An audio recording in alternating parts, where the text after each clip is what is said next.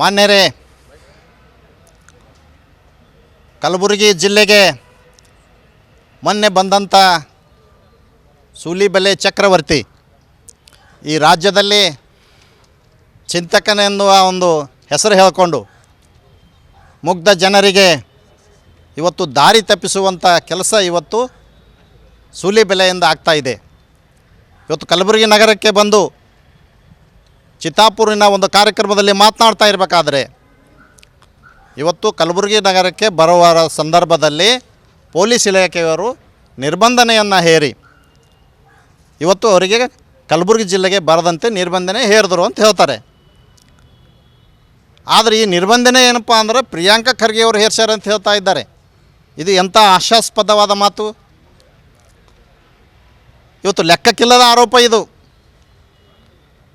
ಇವತ್ತು ಕಾನೂನಿನ ಇವತ್ತು ಸಂವಿಧಾನದ ಅಡಿಯಲ್ಲಿ ಕರ್ತವ್ಯ ನಿರ್ವಹಿಸ್ತಾ ಇರುವಂಥ ಪೊಲೀಸ್ ಇಲಾಖೆಯವರು ಇವತ್ತು ಯಾವ ಸಂದರ್ಭದಲ್ಲಿ ಕಾನೂನಿನ ಸುವ್ಯವಸ್ಥೆ ಕಾಪಾಡೋ ಸಲುವಾಗಿ, ಈ ಜಿಲ್ಲೆಯಲ್ಲಿ ಶಾಂತಿ ಕಾಪಾಡೋ ಸಲುವಾಗಿ ಅವರು ಯಾವ ಸಂದರ್ಭದಲ್ಲಿ ಯಾವುದೇ ಕ್ರಮ ತೆಗೆದುಕೊಳ್ಬೋದು, ಅದು ಅವರಿಗೆ ಬಿಟ್ಟ ವಿಷಯ.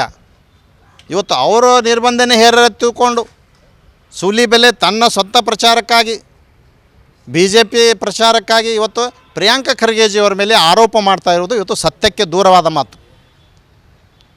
ಇವತ್ತು ಏನು ಈ ಸೂಲಿಬೆಲೆ ಕಳೆದ ಕೆಲವು ದಿನಗಳ ಹಿಂದೆ ರಾಯಚೂರಿನಲ್ಲಿ ಒಂದು ಕಾರ್ಯಕ್ರಮದಲ್ಲಿ ಮಾತನಾಡ್ತಾ ಇರಬೇಕಾದ್ರೆ ಕಲಬುರಗಿ ಜಿಲ್ಲೆಯಲ್ಲಿರುವಂಥ ESI ಆಸ್ಪತ್ರೆ, ಈ ಆಸ್ಪತ್ರೆಯ ಒಂದು ವಿನ್ಯಾಸ, ಕಟ್ಟಡದ ಒಂದು ವಿನ್ಯಾಸ ಚಿತ್ರವನ್ನು ಕೈಯಲ್ಲಿ ಹಿಡ್ಕೊಂಡು, ಭಾವಚಿತ್ರ ಕೈಯಲ್ಲಿ ಹಿಡ್ಕೊಂಡು, ಕನ್ನಡ ಅಕ್ಷರದಲ್ಲಿ ಖರ್ಗೆ ಅಂತ ಕಾಣುವಂಥ ಒಂದು ಚಿತ್ರ ಕೈಯಲ್ಲಿ ಹಿಡ್ಕೊಂಡು ಇವತ್ತು ಆ ಒಂದು ಆಸ್ಪತ್ರೆಯನ್ನು ಮಲ್ಲಿಕಾರ್ಜುನ್ ಖರ್ಗೆಜಿಯವರು ತಮ್ಮ ಹೆಸರು ಬರುವಂತೆ ಕಟ್ಟಿಸಿದ್ದಾರೆ ಅಂಥೇಳಿ ಇವರು ಎಂಥ ಅಯೋಗ್ಯರಂಥೇಳಿ ಮಾತಾಡ್ತಾ ಇದ್ದಾರೆ. ಈ ಮಾತನಾಡಿದ್ರು ನೋಡಿದ್ರೆ ಇವತ್ತು ದುಷ್ಟತನದ ಪರಮಾವಧಿ, ಮೂರ್ಖತನದ ಪರಮಾವಧಿ ಸೂಲಿಬೆಲೆಯದು. ಅರೆ, ಮಲ್ಲಿಕಾರ್ಜುನ್ ಖರ್ಗೆಜಿಯವರ ಬಗ್ಗೆ ಮಾತನಾಡುವ ಯೋಗ್ಯತೆ ನಿನಗಿಲ್ಲ. ಅವರು ಇವತ್ತು ರಾಜಕೀಯ ಅನುಭವ ಎಷ್ಟಾಗ್ಯದ ಅಷ್ಟು ಇನ್ನೂ ನಿನಗೆ ವಯಸ್ಸಾಗಿಲ್ಲ.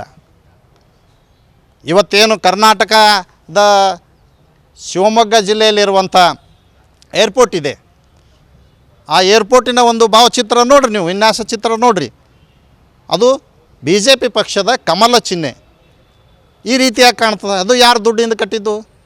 ಅದರ ಬಗ್ಗೆ ಯಾಕೆ ಮಾತಾಡಲ್ಲ ನೀನು?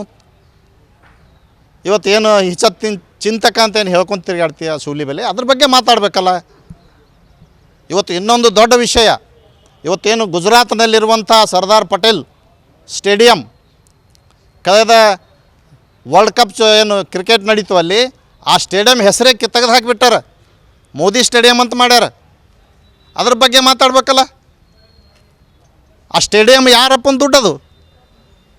ಅದು ಸಾರ್ವಜನಿಕರ ದುಡ್ಡು, ಸರ್ಕಾರದ ದುಡ್ಡು. ಆ ದುಡ್ಡಲ್ಲಿ ತಯಾರಂಥ ಸ್ಟೇಡಿಯಂ ಹೆಸರು ಇವತ್ತು ಮೋದಿ ಅಂತ ಮಾಡ್ಯಾರ. ಅದ್ರ ಬಗ್ಗೆ ಮಾತಾಡಬೇಕಲ್ಲ. ಕೇವಲ ಕಾಂಗ್ರೆಸ್ ವಿರುದ್ಧ, ಕಾಂಗ್ರೆಸ್ದಲ್ಲಿರುವಂಥ ಜನರ ವಿರುದ್ಧ, ಕಾಂಗ್ರೆಸ್ ಪಕ್ಷದ ನಾಯಕರ ವಿರುದ್ಧ ಮಾತನಾಡೋದು ಮಾತ್ರ ಇವತ್ತು BJP ಪಕ್ಷದ RSSದ ಗುಲಾಮನಂತೆ ಆ ಕಮಿಷನ್ಗಾಗಿ ಇವತ್ತು ಕರ್ನಾಟಕ ರಾಜ್ಯದಲ್ಲಿ ಮಾತನಾಡ್ತಾ ಇರೋದನ್ನು ನಾವು ಖಂಡಿಸ್ತೇವೆ. ಉಸ್ತುವಾರಿ ಸಚಿವರು ಹೇಳ್ದಂಗೆ ಕೇಳಬೇಕಂತ ನೀವು ಹೇಳ್ತಾರೆ, ಇದು ಅಷ್ಟಕ್ಕೆ ಸರಿಯಲ್ಲ. ಉಸ್ತುವಾರಿ ಸಚಿವರು ಏನು ಭೀ ಹೇಳ್ತಾರೆ, ಇವತ್ತೊಂದು 4 ಎನ್ಕೌಂಟ್ರ್ ಮಾಡತ್ತಾರೆ, ಇವತ್ತು ಹಂಗೆ ಮಾಡ್ಲಿಕ್ಕಾಗ್ತದೇನು? ಆಗಲ್ಲ. ಅದು ಇಲಾಖೆ ಅದ, ಸರ್ಕಾರದ ಅದಕ್ಕೆ ಆದಂಥ ನಿರ್ಬಂಧನೆ ಅದ. ಅದ್ರ ಪ್ರಕಾರ ಪೊಲೀಸ್ ಇಲಾಖೆಯವರು ಕ್ರಮ ತೊಗೊಂಡಿರ್ತಾರೆ. ಇವರು ತಮ್ಮ ಸ್ವಪ್ರಚಾರಕ್ಕಾಗಿ ಈ ರೀತಿ ಮಾಡ್ತಾ ಇದ್ದಾರೆ. ಇವತ್ತು ಏನು ಇವರು ಈ ಕಲಬುರಗಿ ಜಿಲ್ಲೆಯಲ್ಲಿ ಶಾಂತಿ ಭಗ್ನ ಆಗಲಿಕ್ಕೆ ಕಾರಣನೇ ಅದ. ಏನು ಕಾರಣದಪ್ಪ ಅಂದ್ರೆ ಇವತ್ತು ರಾಯಚೂರಿನಾಗ ಡಾಕ್ಟರ್ ಮಲ್ಲಿಕಾರ್ಜುನ್ ಖರ್ಗೆಜಿಯವರ ಬಗ್ಗೆ ಮಾತನಾಡಿದ್ದಾರೆ. ಇವತ್ತು ನಾವು ಕಲ್ಯಾಣ ಕರ್ನಾಟಕದ ಜನ ಶಾಂತಿಗೆ, ತಾಳ್ಮೆಗೆ ಹೆಸರುವಾಸಿಯಾದಂಥ ಜನ. ಇವತ್ತು ಅವರು ಇಲ್ಲಿ ಬಂದು ಹೋಗ್ಯಾರಪ್ಪ ಅಂದ್ರೆ ಅದು ನಮ್ಮ ತಾಳ್ಮೆ ಕಾರಣ, ನಮ್ಮ ಶಾಂತಿ ಕಾರಣ. ಇವತ್ತು ಕಲ್ಯಾಣ ಕರ್ನಾಟಕಕ್ಕೆ 371, ಇವತ್ತು ಕಲ್ಯಾಣ ಕರ್ನಾಟಕದ 371 ಪ್ರತಿಯೊಬ್ಬರ ಮನೆಗೆ, ಪ್ರತಿ ಜಾತಿ ಧರ್ಮದವರ ಮನೆಗೆ ಇವತ್ತು ನೌಕರಸ್ಥರಿಗೆ ಶಿಕ್ಷಣದಲ್ಲಿ ಇವತ್ತು ಸಾವಿರಾರು ಜನ ನೌಕರಿಗೆ ಹೋಗ್ತಾ ಇದ್ದಾರೆ, ಸಾವಿರಾರು ಜನ ಮೆಡಿಕಲ್ ಸೀಟ್ಗಳು ಸಿಗ್ತಾ ಇವೆ. ಇವತ್ತು ಸಾವಿರಾರು ಕೋಟಿ ಇವತ್ತು ನಮಗೆ ಈ ಭಾಗಕ್ಕೆ ಬದಲಾವಣೆಗಾಗಿ ಫಂಡ್ ಬರ್ತಾ ಇದೆ. ಇವತ್ತು ಇಂಥ ಒಂದು ಕೊಡುಗೆ ಕೊಟ್ಟಂಥ ನಮ್ಮ ಡಾಕ್ಟರ್ ಬಾಬಾ ಸಾಹೇಬ್ ಅಂಬೇಡ್ಕರ್ ಅವರ ಪ್ರತಿರೂಪ ಡಾಕ್ಟರ್ ಮಲ್ಲಿಕಾರ್ಜುನ್ ಖರ್ಗೆಜಿಯವರು.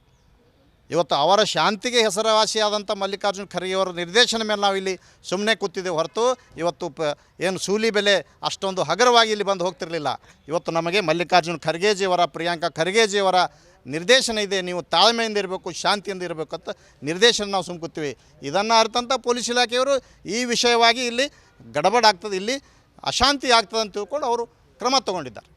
ಪೊಲೀಸ್ ಇಲಾಖೆ ತೆಗೆದುಕೊಂಡಂಥ ಕ್ರಮ, ಪೊಲೀಸ್ ಇಲಾಖೆಗೆ ಸಲ್ಲಿಸಿದಂಥ ವರದಿ ಇವತ್ತು ಕೋರ್ಟ್ ತಿರಸ್ಕಾರ ಮಾಡಿರ್ಬೋದು. ಅದು ಪೊಲೀಸ್ ಇಲಾಖೆಗೆ ಸರ್ಕಾರಕ್ಕೆ ಸಂಬಂಧಪಟ್ಟ ವಿಷಯ. ಅದರಿಂದ ಪ್ರಿಯಾಂಕ್ ಖರ್ಗೆ ಛೀಮಾರಿ ಹಾಕೋ ಸವಾಲೇ ಇಲ್ಲ. ಏನು ವೈಯಕ್ತಿಕವಾಗಿ ಇವತ್ತು ಸೂಲಿಬೆಲೆ ಹೆಸರ ಮ್ಯಾಗ ಅವರು ಪ್ರಕರಣ ಹಾಕ್ಯಾರ? ಏನೂ ಇಲ್ಲ. ಇದು ಸುಮ್ಮನೆ ಇವತ್ತು ಒಬ್ಬ ನೇರ ನುಡಿ, ಒಬ್ಬ ರಾಜ್ಯದ ಧೀಮಂತ ನಾಯಕ, ಇವತ್ತು ಅನೇಕ ಹಗರಣಗಳನ್ನು ಹೊರಗೆ ತೆಗೆದಂಥ ನಾಯಕ, ಇವತ್ತು ಯಾವುದೇ ಭಯ, ಯಾವುದೇ ಆತಂಕ, ಯಾವುದೇ ಅಂಜಿಕೆ ಇಲ್ಲಾರದೆ ಇವತ್ತು ವಿದ್ಯಾರ್ಥಿಗಳಿಗಾಗಿ, ಇವತ್ತು ಬಡ ವಿದ್ಯಾರ್ಥಿಗಳಿಗಾಗಿ, ಈ ರಾಜ್ಯದ ನಿಷ್ಠಾವಂತ ವಿದ್ಯಾರ್ಥಿಗಳಿಗಾಗಿ ತನ್ನ ಜೀವನವನ್ನೇ ಲೆಕ್ಕಿಸದೆ ಇವತ್ತು ಈ ರಾಜ್ಯದಲ್ಲಿ ಹೋರಾಡ್ತಾ ಇರುವಂಥ ಗಂಡುಗಲಿ ಯಾರಾದರೂ ಇದ್ದರೆ ಅದು ಪ್ರಿಯಾಂಕಾ ಖರ್ಗೆ ಅವರು. ಇವರು ತಮ್ಮ ನಾಲಿಗೆಯನ್ನು ಹಿಡಿತದಲ್ಲಿ ಇಟ್ಕೊಂಡು ಮಾತಾಡಬೇಕು. ಅಲ್ಲದ ಹೂವು ರಾಷ್ಟ್ರೀಯ ಹೂವು, ಹಾಗಿದ್ರೆ ಪಕ್ಷ ಸಿಂಬಲ್ ಯಾಕೆ ಮಾಡ್ಕೋಬೇಕು? ಮತ್ತೇನಾದರೂ ಬೇರೆ ಮಾಡ್ಕೋಬೋದಾಗಿತ್ತಲ್ಲ. ರಾಷ್ಟ್ರೀಯ ಹೂವು ಸರಿ ಒಪ್ಕೋತೀವಿ ನಾವು, ಅದ್ರ ಬೇರೆ ಮಾಡ್ಕೋಬೋದಾಗಿತ್ತು. ಇನ್ನೂ ಅನೇಕ ರಾಷ್ಟ್ರೀಯ ಚಿಹ್ನೆಗಳಿವೆ, ರಾಷ್ಟ್ರೀಯ ಪ್ರಾಣಿಗಳವ, ಪ್ರಾಣಿದು ಇಡಬೇಕಾಗಿತ್ತು. ರಾಷ್ಟ್ರೀಯ ಪ್ರಾಣಿ ಇವತ್ತು ಏನು ಹುಲಿ ಅಂತ ನಾವು ಕರಿತೀವಿ, ಟೈಗರ್, ಅದರದ್ದು ವಿನ್ಯಾಸ ಚಿತ್ರ ಮಾಡಬೇಕಾಗಿತ್ತು. ಅಂದ್ರೆ ತಮ್ಮ ಪಕ್ಷದ ಹೆಸರು ಬರಬೇಕು, ಮತ್ತೇನಪ್ಪ ಅಂದ್ರೆ ರಾಷ್ಟ್ರೀಯ ಏನು ಬೇರೆ ಬೇರೆ ಕಡೆ ಹೋಗಬೇಕು ಅನ್ನೋ ಉದ್ದೇಶ. ಇಂಥವೆಲ್ಲ ಮಾತನಾಡಬೇಕು. ಇವತ್ತು ಒಬ್ಬ ಚಿಂತಕ ಅಂದರೆ ಇವತ್ತು ಕೇವಲ ಒಂದೇ ಪಕ್ಷಕ್ಕೆ, ಒಂದೇ ನಾಯಕರಿಗೆ ಗುರಿ ಮಾಡುವುದಲ್ಲ. ಇವತ್ತು ಒಬ್ಬರಿಗೆ ಬೆಳೆಸಬೇಕು, ಒಬ್ಬರನ್ನು ತೆಗೆಯಬೇಕು ಅಲ್ಲ. ಇವತ್ತು ಸಮಾಜದಲ್ಲಿ ಶಾಂತಿ ಕಾಪಾಡಬೇಕು.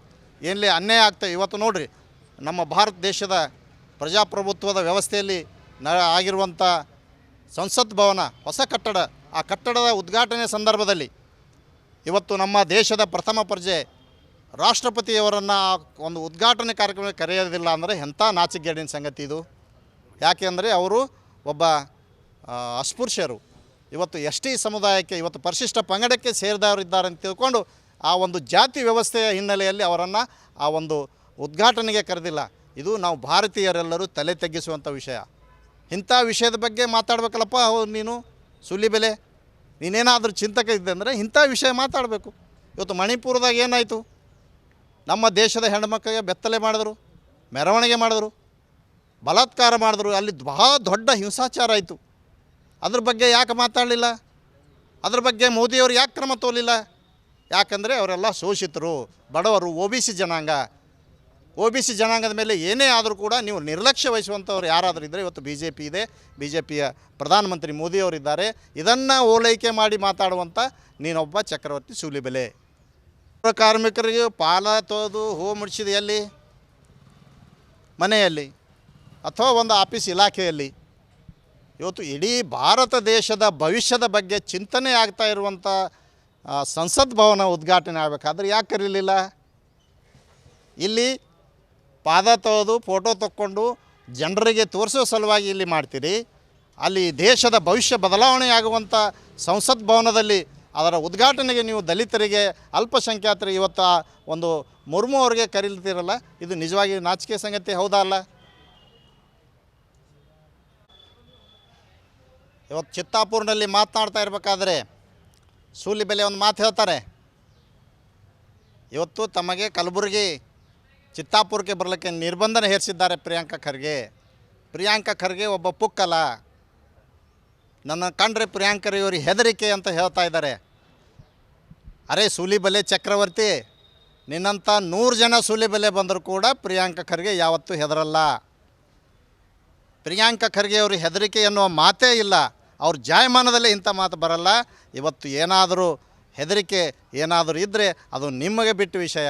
ಅದಕ್ಕೆ ಹೀಗಾಗಿ ಇವತ್ತು ಪ್ರಿಯಾಂಕಾ ಖರ್ಗೆಜಿಯವರು ಏನು ಕರ್ನಾಟಕದಲ್ಲಿರುವಂಥ ಹಗರಣಗಳು, PSI ಹಗರಣ, ಬಿಟ್ಕಾಯಿನ್ ಹಗರಣ, ಇಂಥ ದೊಡ್ಡ ಹಗರಣವನ್ನು ಬಯಲಿಗೆ ಹೋದಾಗೆ ಅವರು ಹೆದರಿಕೆ ಆಗಿಲ್ಲ. BJP ಸರ್ಕಾರ ಇದ್ದಾಗೆ BJP ಸರ್ಕಾರದ ಭ್ರಷ್ಟಾಚಾರ, ಇಂಥ ಹಗರಣಗಳನ್ನು ಬಯಲಿಗೆ ಹೇಳಬೇಕಾದ್ರೆ ಅವರು ಯಾವುದೇ ಹೆದರಿಕೆ, ಅಂಜಿಕೆ, ಯಾವುದೇ ಹಿಂಜರಿಕೆ ಕೂಡ ಆಗಿಲ್ಲ. ಏನಾದರೂ ಹೆದರೋ ಮಾತು ಇದ್ದರೆ ಅದು ನಿಮ್ಮದು. ಯಾಕಂದ್ರೆ ಅಂಥ ಹಗರಣಗಳ ಬಗ್ಗೆ ನೀ ಯಾವತ್ತೂ ಮಾತೇ ಆಡಿಲ್ಲ. ಯಾವತ್ತು ಧ್ವನಿನೇ ಎತ್ತಿಲ್ಲ.